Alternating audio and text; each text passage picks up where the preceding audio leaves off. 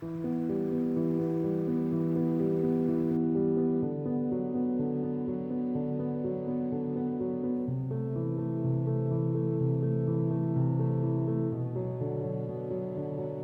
you were just a tourist and you drove through Port St. Joe before Hurricane Michael, you would see tons of new construction. You have all these big, beautiful homes where there are high-income individuals that own or live in those homes, but you also have a really strained housing economy for the lower-income individuals. Affordable housing to me would be workforce housing, and I know that's a cliche, but it would be the kind of housing that cops, first responders, teachers, reporters could afford. It was a problem before the hurricane. Whenever Hurricane Michael came, of course, the destruction was just unimaginable. But it was scary. We had escaped our house with a couple bags of clothes. Real quick had my son-in-law pick us up. We're not able to get back to our house for several days, actually, because of the trees and all the debris on the road. By the time we finally did, we realized that everything was gone and our car was up on the front porch. So we're standing on our lot. This is where our house used to be. Our house was over there at the far end, and then we had a big front yard, lots of trees. It was gorgeous. After the storm, we stayed in East Point for about 6 months. We were driving 3 to 5 hours a day just to go home and go to sleep. We were really just looking for anywhere for a roof over our heads. Hurricane Michael just wiped out the housing market. From a housing standpoint, you have all of the higher income businesses and individuals are having to rebuild their homes.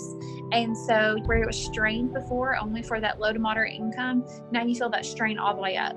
The biggest issue with affordable housing is the fact that construction in the county is like at about $202 a square foot. That's twice what it was before the storm. If we stayed on this lot, the building expense would be enormous, not to mention the fact that our flood insurance would be another expense. With the new codes, we would have to build at least 6.5 feet off the ground. Living in a community as ours, we do have higher electric and water bills. Individuals that struggle with funding and struggle with money, upkeep of their home is not high priority. If you have to choose between fixing the leak in your back bedroom or having a meal this week, then you're going to choose the food. You're not going to worry about that leak. What Hurricane Michael did is it exposed a lot of those previous issues. It's everything coming together at once, perfect storm. You have property that hasn't been upkept, along with a low-income individual that doesn't have the resources to pull from to fix it.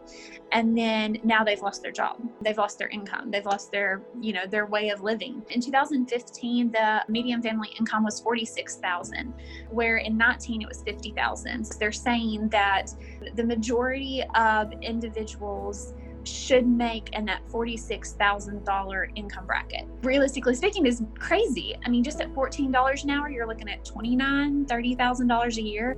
I don't know any family that can live off of that. I think it's still hard for people financially to find affordable housing. There's not a lot of high-paying industry here. Really, we need some jobs that people can make an affordable living for their families.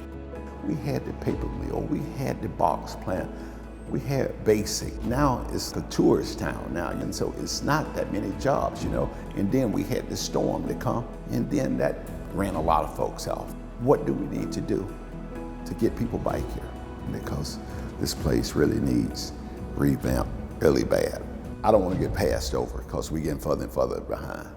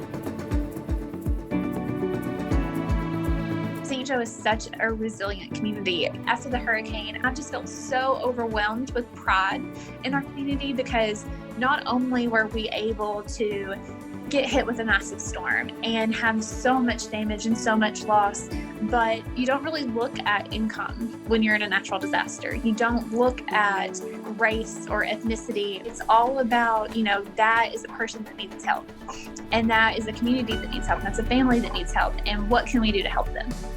I came here thinking this is where I was gonna live the rest of my life. I figured one of these days I'll just keel over behind that desk. Now it's time to give something back to the community, something that's meaningful. If I can do it, they can do it too. It just needs more people to step up to the plate and say, hey, I want to make a difference. We are stronger than the storm.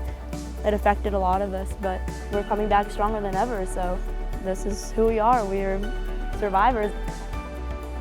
We're just a really tight-knit community that supports everyone, and that no matter what, no matter hurricane or pandemic or whatever other natural disaster comes, like at the end of the day, we're going to take care of our people, and we're going to love them, and we're going to get through it together.